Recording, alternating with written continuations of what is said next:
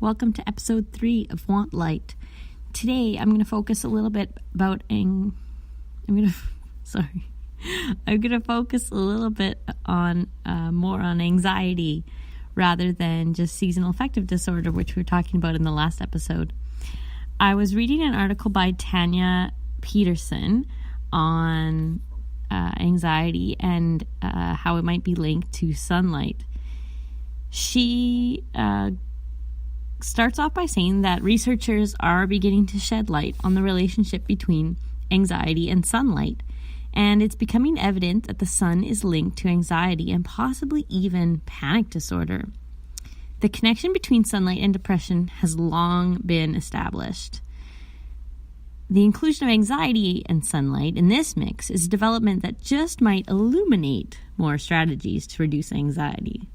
Love that pun. Now, while the exact dance between anxiety and sunlight is still somewhat in the dark, there we go again, researchers are seeing a connection. With depression, levels of serotonin, the neurotransmitter linked to such things as mood, sleep, and more, drop. So depression, serotonin drops.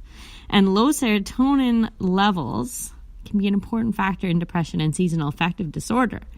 The effect of sunlight is a little bit more indirect with anxiety, but there is indeed a connection. While there doesn't appear to be a direct cause and effect relationship between the two, people can and do experience increased anxiety and panic in response to decreased sun exposure. Note, anecdotal but not scientific reports indicate that some anxiety sufferers experience more anxiety during the summer months when their sun exposure is higher. So again, a clear causal relationship hasn't been established. But Healthline reports that sunlight definitely offers benefits, including mental health benefits. It increases the production of serotonin as well as vitamin D. Each of these play a role in proper health and functioning, and of course, this includes mental health. When it comes to anxiety, sunlight offers something else too: lifestyle.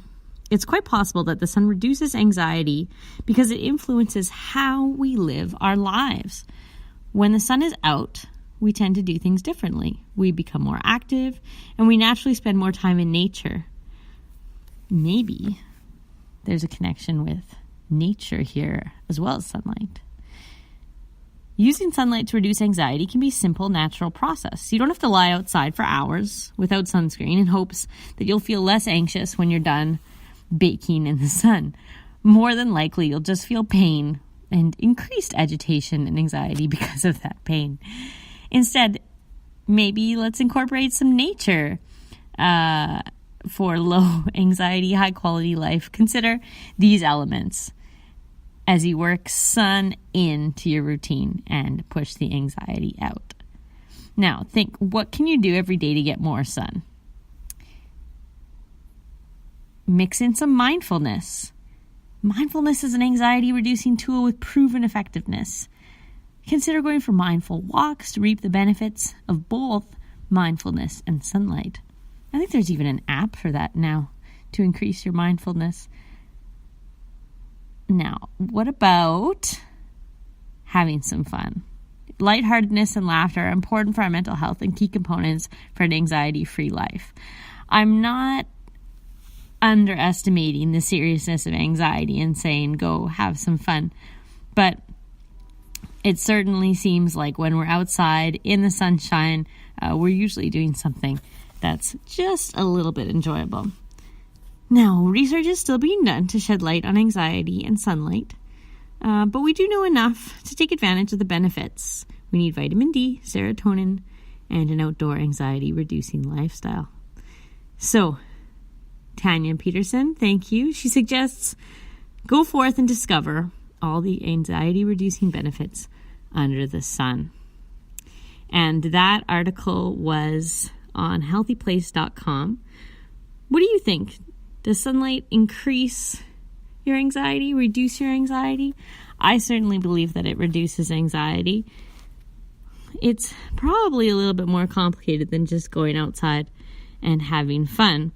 But as the research starts to come in, we're definitely seeing that the sunshine vitamin D is doing a lot more for mental health than we maybe even realize.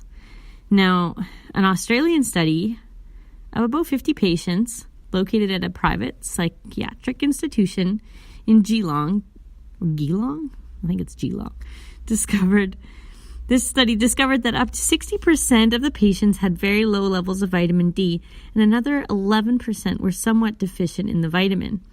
So this is a whole big group of psychiatric patients, and they had, more than half of them had something in common here, which was low vitamin D.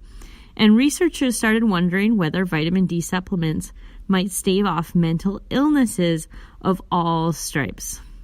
This study in Australia was published in the Australian and New Zealand Journal of Psychiatry and found that 53 patients suffering from a variety of mental ailments, including depression, bipolar disorder, post-traumatic stress disorder, and schizoaffective disorder, had vitamin D blood levels at a rate of about 29% lower than a separate group who had no mental illnesses. Interesting. What do you think about that? Is it just coincidence? Do you think maybe 53% or 53 patients is a big enough sampling? Tough to say. But here's something else to think about. Rats born to mothers deficient in vitamin D were found to have profound changes in their brains at birth, with longer, thinner cortexes, enlarged lateral ventricles, and more cell proliferation within the brain. The brain damage continues into adulthood and expresses itself in hyperactivity. This phenomenon is already in evidence at the age of 10 weeks. There are also signs of impaired memory. Also, mice lacking vitamin D receptors, VDR, in their brains were found to have an increased level of anxiety, sloppy grooming habits, neglect of their young, cannibalism, and aggression. Abnormal VDR causes a vitamin D deficiency since the vitamin cannot serve its purpose in this environment. The unavailability of vitamin D is the presumed cause of this observed phenomena. Vitamin D has another crucial function, and that is in triggering the body to produce nerve growth factor, NGF, which is a protein essential for developing nerve cells as they occur in the brain and elsewhere in the body. If vitamin D is not available, the nerve cells in the central nervous system and in the brain do not develop as they should, which may lead to mental disorders. And so lots of science being done here. Can we buy our way out of this? Should we just go stock up on a bunch of vitamin D?